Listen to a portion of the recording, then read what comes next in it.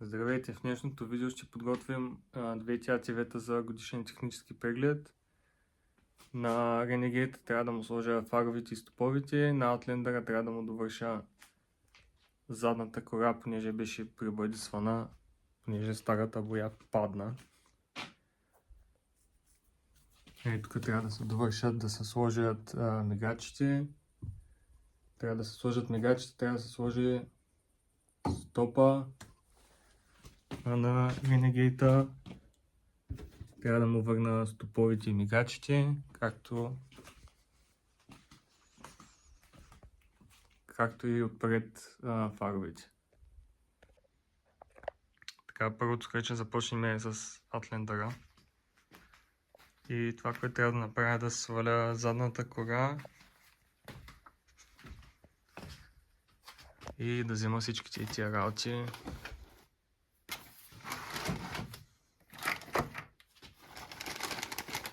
Без да излюпя нещо на земята.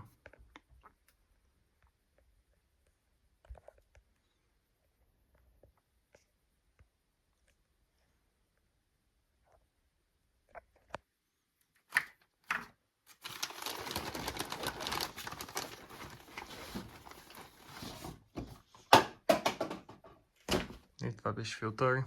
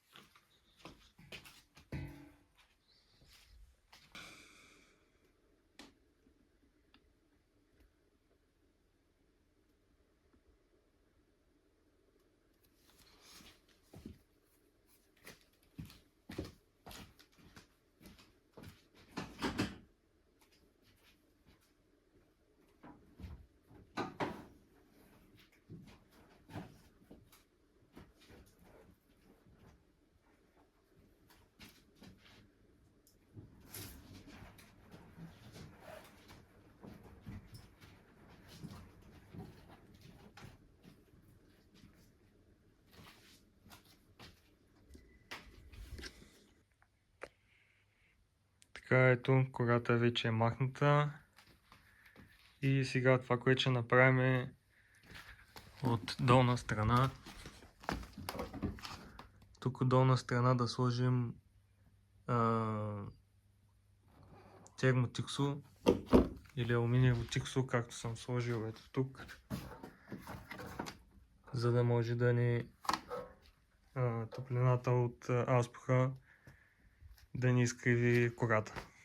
Също така един апгрейд, който ще сложим е зареждачка, нали, букса за зареждачка, за да може, който има G1 Outlander, знае, че тази батерия е много тъпо място и трудно се стига. Затова ще сложим и кабелче, за да мога да си ползвам зареждачката, която е някъде. Ето е зареждачката.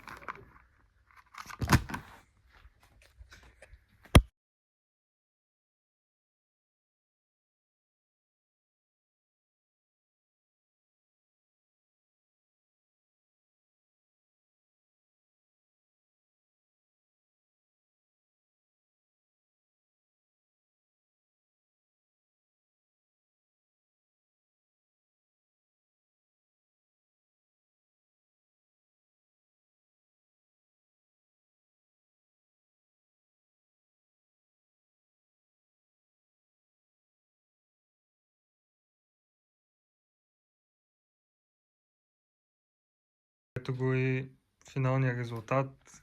Не е напълно облепено. Тук има няколко места, където ми се искаше да го направя, но ми свърши тиксото.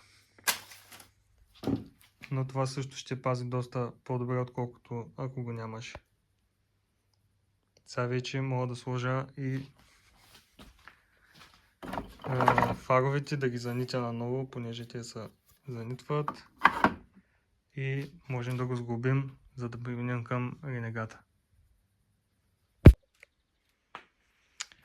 Сега тук ще се помъча да направя нитовици. Тази скобичка трябва да се занити така за стопа, за фара, за да не може той да излиза и като се закачи на машината, той да седи както трябва.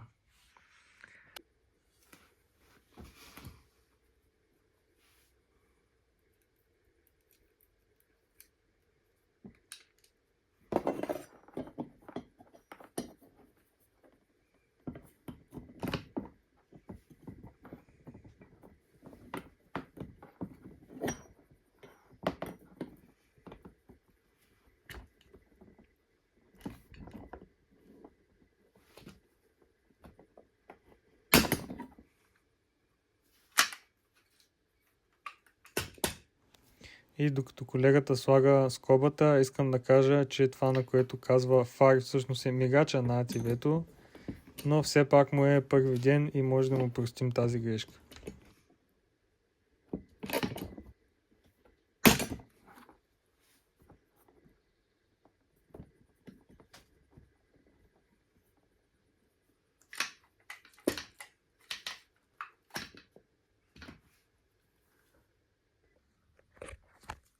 Така трябва да изглежда. Сега е здраво и няма да мърда. Ще направи другата страна и ще се върнем, като е монтирана вече кората на самото АТВ. Първата задача за деня е готова. Outlander е сглобен. Всичко е сглобено. Мигачите работят.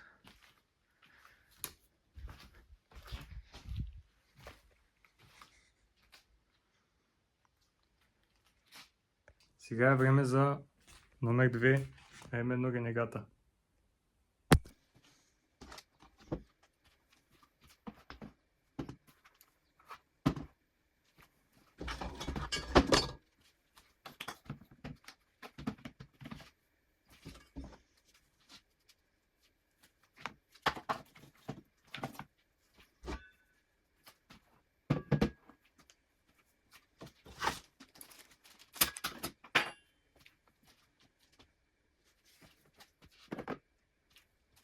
Ето ги всичките части, които сега трябва да сложим на ренегата.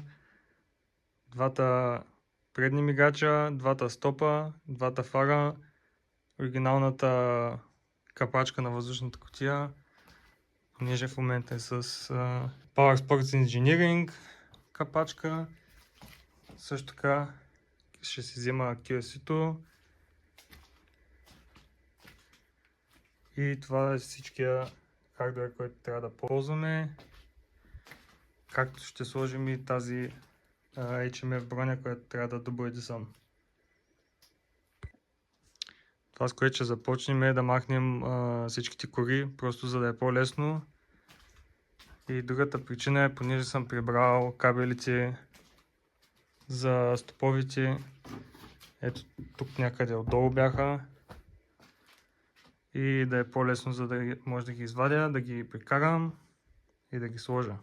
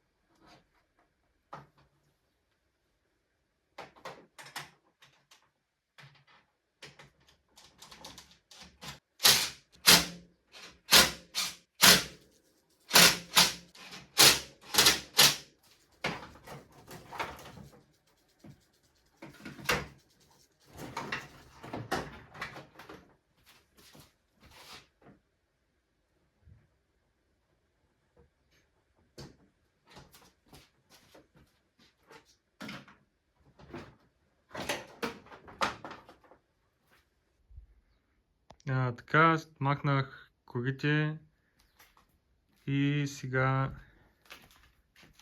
трябва да вържа ето ги кабелите за фаровете. Трябва да сложа старата скоба за кутията за бушоните.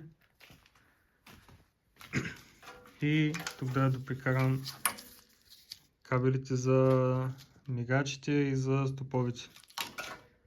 Но мисля да сложа камерата на таймлапс, понеже мисля, че няма да е много интересно за гледане. И ще се видим, когато съм ги прикарал.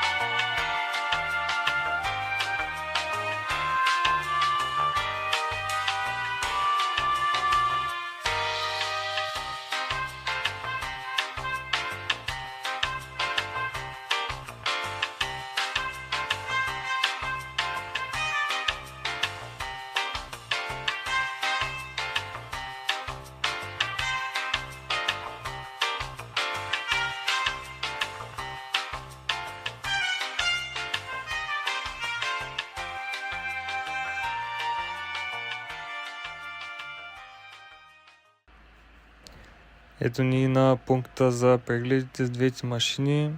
Тук съм снимал само Ренегата, защото процесът е общо взето същия и за Outlander-а.